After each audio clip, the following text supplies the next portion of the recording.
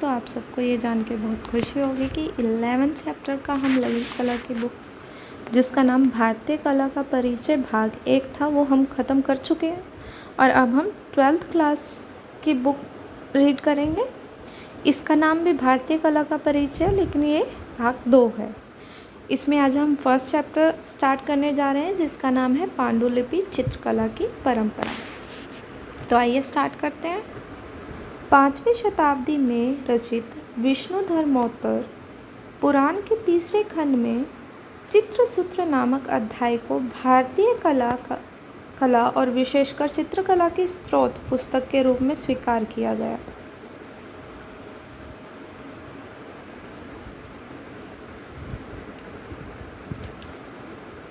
यह अध्याय आकृति बनाने की कला से संबंधित है जिसे प्रतिमान लक्षण कहते हैं, जो चित्रकला के धर्मसूत्र हैं। इसी खंड में तकनीकी उपकरण, सामग्रियों, सतह, दीवार या भित्ति, धारणा, परिप्रेक्ष्य और मानव आकृतियों के त्रिआयामों की संरचना का उल्लेख किया गया है। चित्रण के विभिन्न अंग हैं जैसे रूप, भेद, दृश्य और आकार, प्रमाण या परिमाप, अनुपात, संरचना, भाव, अभिव्यंजना, लावण्य, योजना या सौंदर्य रचना, सदृश्य और वार्णिक भंगा या तुलिका। रंगों के उपयोग की विस्तार पूर्वक उदाहरण सहित व्याख्या की गई है। इनमें से प्रत्येक के कई उपभागों का भी उल्लेख किया गया है। कई शताब्दियों से इन धर्मसूत्रों को कलाकारों द्वारा पढ़ा, समझा और अनुसरण किया जाता रहा है। इस प्रकार यह चित्रकला की सभी भारतीय शैलियों और चित्रशालाओं का आधार बना है। मध्यकाल की चित्रकला को अनेक अपेक्षाकृत छोटे आकार के कारण लघु चित्रकारी के नाम से जाना जाता है। छोटे आकार का होने के कारण इन लघु चित्रकारियों का हाथों में लेकर करीब से अवलोकन किया जाता है। कला संरक्षकों के महलों या राजदरबारों की दीवारों को अक्सर भित्ति चित्रों से सजाया जाता था, इसलिए इन लघु चित्रों का उद्देश्य कभी भी दीवार पर प्रदर्शित करना नहीं होता था। चित्रकला का एक बड़ा वर्ग पांडुलिपि चित्रण के नाम से जाना जाता था, जिनमें महाकाव्यों के काव्य, छंदों और विभिन्न विहित साहित्यिक संगीत ग्रंथ पांडुलिपियों का चित्रण किया गया है। चित्रपट के शीर्ष भाग पर हस्तलिखित छंद को स्पष्ट रूप से सीमांकित आयताकार स्थानों में लिखा जाता था। कभी कभी विषय वस्तु को लेख चित्र के मुख्य पृष्ठ पर न लिखकर पीछे की तरफ लिखा जाता था। पांडुलिपि चित्रण को व्यवस्थित रूप से विषय अनुसार विभिन्न भागों में रचित किया गया था। प्रत्येक भाग में कई बंधन मुक्त चित्र या पर्ण या पृष्ठ शामिल होते थे। चित्रकला के प्रत्येक पर्ण फोलियो का संबंधित लेख उस चित्र के ऊपरी भाग के सीमांकित स्थान पर या उसके पीछे अंकित किया गया है। तदनुसार किसी के पास रामायण, भागवत पुराण, महाभारत, गीत गोविंद, रागमाला आदि के चित्रों का संकलन होगा। प्रत्येक संग्रह को कपड़े के टुकड़े से लपेटकर राजा या संरक्षक के पुस्तकालय में एक गठरी या पोटली के रूप में संग्रहित किया जाता था। संग्रह का सबसे महत्वपूर्ण पर्ण पृष्ठ फोलियो पृष्ठ, पुष्पिका पृष्ठ, कोलोफोन पृष्ठ होता है, जिसमें संरक्षक के नाम की जानकारी, कलाकार या लेखक, तिथि या संग्रह बनाने का स्थान या कार्य या चित्रण पूरा होने की तिथि को इस तरह का अन्य महत्वपूर्ण विवरण लिखा जाता था। हालांकि समय के साथ पुष्पिका पृष्ठ लुप्त या नष्ट हो चुके थे। विद्वानों ने उनकी विशेषता के आधार पर इनका वर्णन किया है। चित्रकला किसी भी तरह की आपदाओं जैसे आग, नमी या अन्य आपदाओं के प्रति अति संवेदनशील होती है। शिल्पकृतियों को अनमोल और कीमती माना गया है और यह स्वाभाविक भी होती थी। जिन्हें प्राय राजकुमारियों के विवाह के उपहार के रूप में भेंट दिया जाता था। राजाओं व दरबारियों के बीच उपहार और कृतज्ञता के रूप में भी चित्रों और कलाकृतियों का आदान प्रदान बड़े व्यापक एवं व्यावहारिक तौर पर होता था। चित्र तीर्थ यात्रियों, भिक्षुओं, साहसी खोजकर्ता, व्यापारी और पेशेवर कथावाचक के साथ दूर दराज के क्षेत्रों में ले जाए जाते थे। उदाहरण स्वरूप बूंदी के राजा के पास मेवाड़ के चित्रों का संग्रह या इसके विपरीत मेवाड़ के राजा के संग्रह में बूंदी के चित्र मिल सकते हैं। चित्रकलाओं के इतिहास का पुनर्निर्माण एक अभूतपूर्व कार्य है। दिनांकित की तुलना में अदिनांकित कलाकृतियाँ कम हैं। कलानुक्रमिक रूप से व्यवस्थित करने पर इनके मध्य कई स्थान रिक्त हैं, जिसके बारे में किसी के भी द्वारा इस तरह के चित्रण के विकास या समृद्धि या गतिविधि का अनुमान लगाया जा सकता है। स्थिति की जटिलता तब अधिक बढ़ जाती है जब ये बिखरे पृष्ठ अपने मूल भाग का हिस्सा न रहकर विभिन्न संग्रहालयों और निजी संग्रहों में बिखर गए, जो इधर उधर समय समय पर देखने को मिलते हैं। ये परिभाषित समय को चुनौती देते हैं और विद्वानों को पुनः कालक्रम में संशोधन करने और उसे पूर्ण परिभाषित करने के लिए विवश करते हैं। इस प्रकार अधिनांकित चित्रकलाओं के समूहों को उनकी शैली के आधार पर और अन्य परिस्थितिजन्य साक्ष्यों के आधार पर वर्गीकृत किया जाता रहा है। पश्चिम भारतीय चित्रकला शैली। भारत के पश्चिमी भाग में जो चित्रकला शैली फली फूली उसे पश्चिमी भारतीय चित्रकला के नाम से जाना जाता है। गुजरात इसका प्रमुख केंद्र था।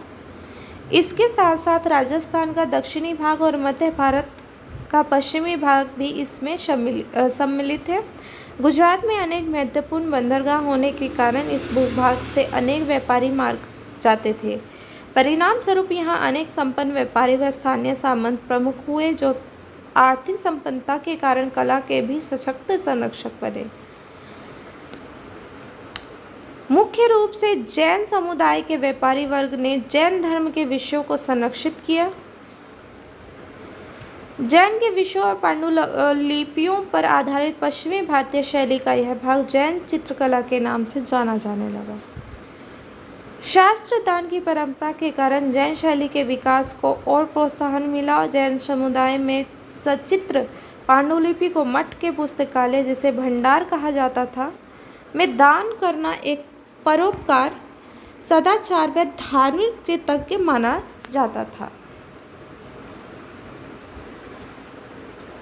कल्पसूत्र जैन परंपरा का सर्वाधिक लोकप्रिय चित्र था।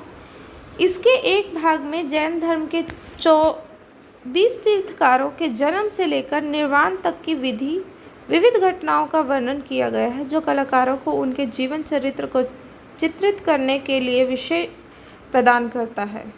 उनके जीवन की 5 प्रमुख घटनाओं को विशेष रूप से प्रस्तुत किया गया है।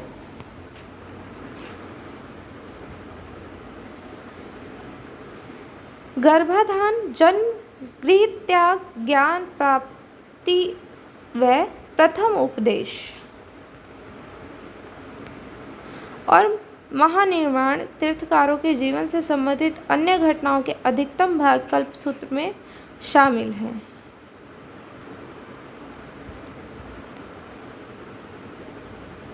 लोकप्रिय चित्रित ग्रंथों में कालकाचार्य कथा और संग्राहिणी सूत्र उल्लेखनीय है। कालकाचार्य कथा में आचार्य कालका की कहानी का वर्णन है,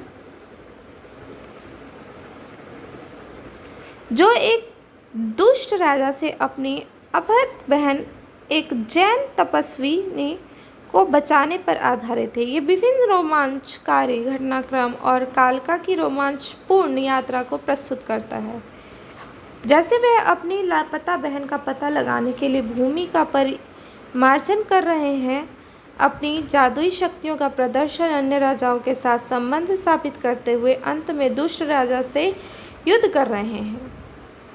उत्तरायण सूत्र में महावीर की शिक्षाओं का वर्णन है, जहाँ भिक्षुओं के आचार संहिता का पालन करने का वर्णन किया गया है। वहीं संग्रहिणी सूत्र एक ब्रह्मांड संबंधी ग्रंथ है।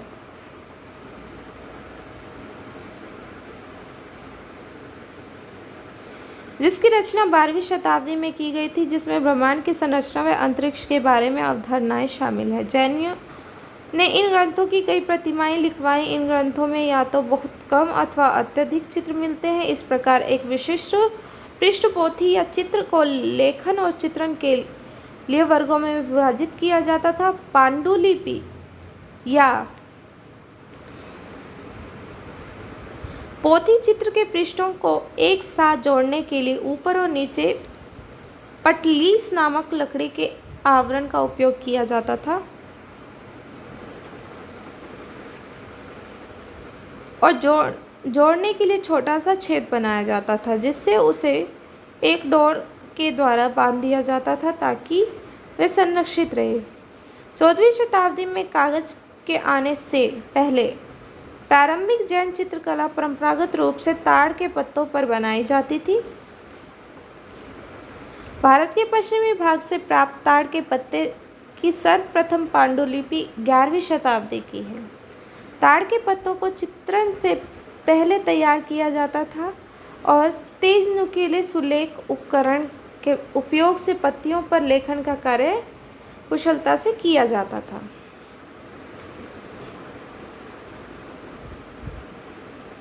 ताड़ के पत्तों पर संकीर्ण और छोटे स्थान के कारण आरंभ में चित्रण मात्र पटसील तक ही सीमित था, जहां देवी देवताओं की आकृतियों और जैन आचार्यों के जीवन से जुड़ी घटनाओं का चित्रण चमकदार रंगों से किया जाता था। जैन चित्रकला में विशेष प्रकार के संयोजन, योजनाबद्ध और सरलीकृत भाषा का विकास हुआ। अधिकांश चित्रों में विभिन्न घटनाओं को समायोजित करने के लिए चित्रपटल को वर्गों में विभाजित किया गया। चित्रों में चमकीले रंग और कपड़े के अलंकरण का प्रभाव स्पष्ट रूप से देखा जा सकता है। संयोजन में पतली लहरदार रेखाओं का प्रबल प्रभाव है और चेहरे को 3 आयामों में दर्शन के लिए एक अतिरिक्त आँख का उपयोग देखने को मिलता है। चित्रों में वास्तुशिल्प में सल्तनत कालीन गुंबद और नुकीले मेहराब का चित्रण गुजरात, मांडू, जौनपुर और पाटन के क्षेत्रों में सुल्तानों की राजनीतिक उपस्थिति को दर्शाते हैं, जहां ये चित्र बने हैं।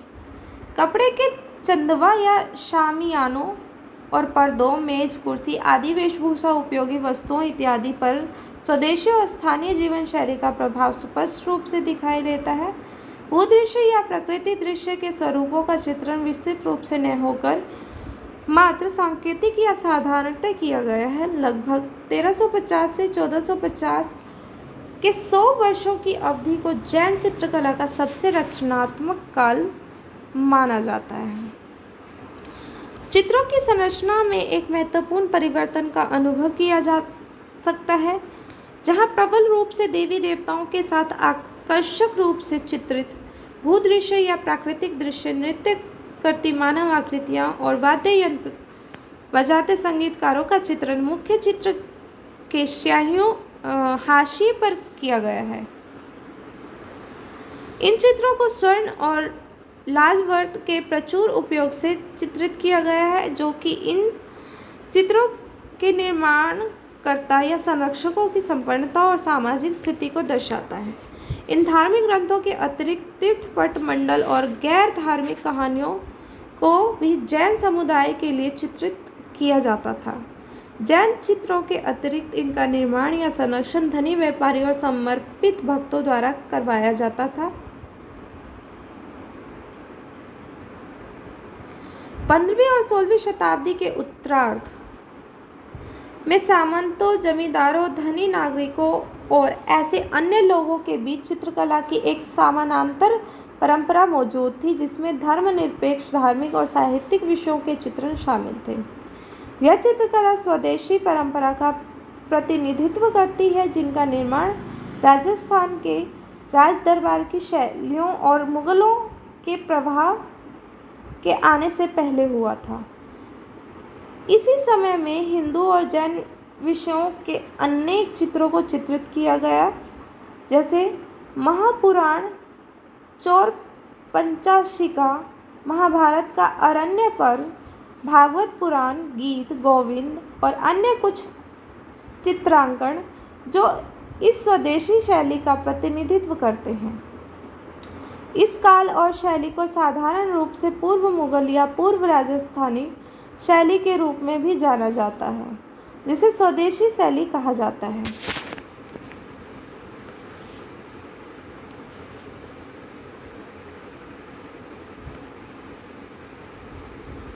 इस काल के दौरान इन चित्रों के समूह में एक विशिष्ट शैली का विकास हुआ।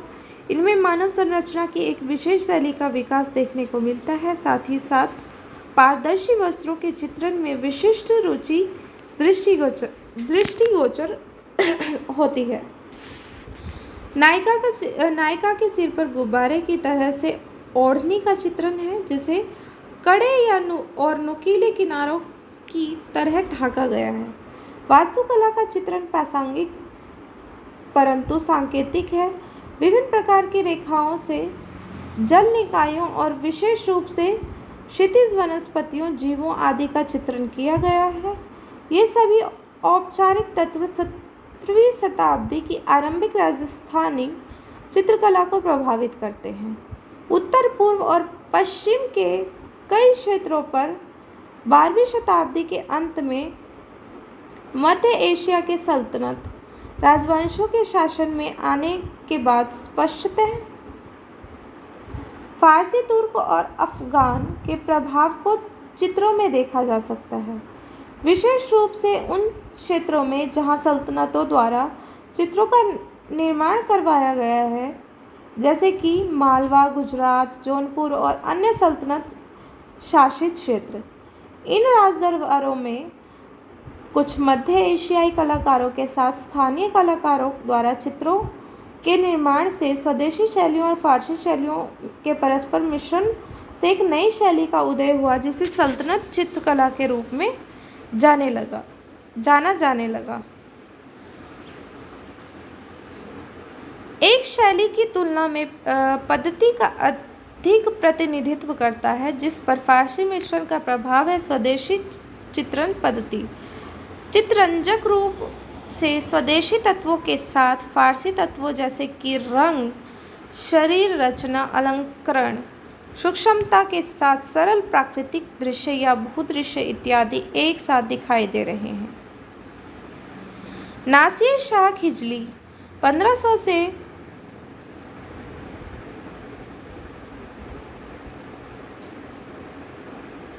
10,000 ईस्वी के शासनकाल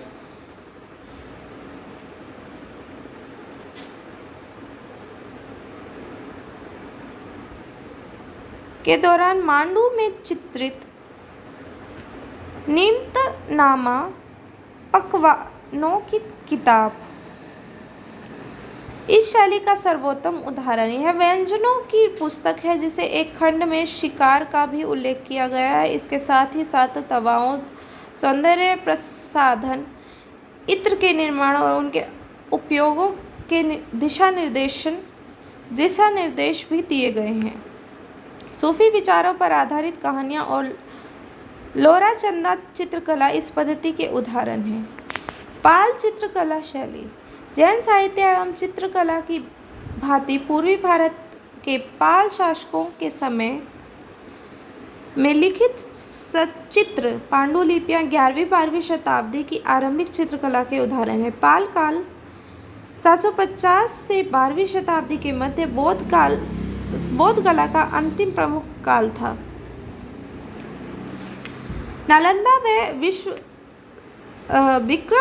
विक्रमशिला जैसे महावीर विश्वविद्यालय बौद्ध ज्ञान कला के महान केंद्र थे। यहाँ पर बौद्ध धर्म से संबंधित असंख्य पांडुलिपियाँ व व्रजयान बौद्ध देवी देवताओं के चित्र ताड़पत्र पर चित्रित किए गए। इन केंद्रों में कांस्य मूर्तियों की ढलाई के लिए भी कार्यशालाएं थी।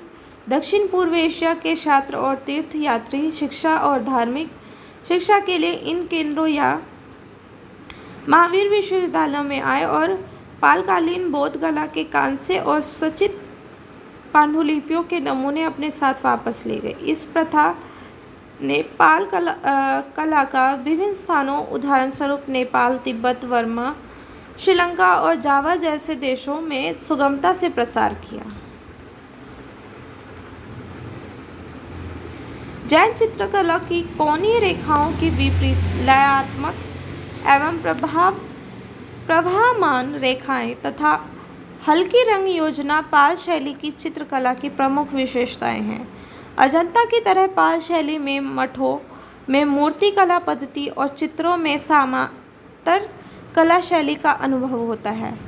अष्टसहस्त्रिका प्रज्ञा पारमिता या 8000 पंक्तियों में लिखी गई बोधिमत्ता की पूर्णतः ताड़पत्र पर निर्मित पालकालीन बौद्ध पांडुलिपि का एक श्रेष्ठ उदाहरण है। इस पोथी का चित्रण नालंदा विश्वविद्यालय में पाल शासक रामपाल के 15वें राजवंश अर्थात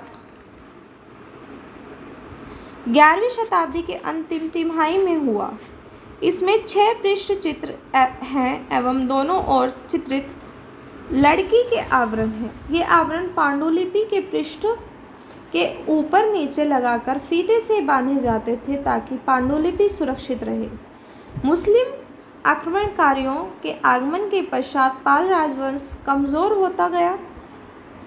अंतोगत्वा 13वीं शताब्दी के पूर्वार्ध में पाल कला का अंत हो गया जब मुस्लिम आक्रमणकारियों ने बौद्ध विहारों को नष्ट कर दिया। तो हमारा फर्स्ट चैप्टर यहीं पे समाप्त होता है। सेकंड चैप्टर की वीडियो मैं जल्दी लेकर आऊँगी। तब तक के लिए बाय, टेक केयर।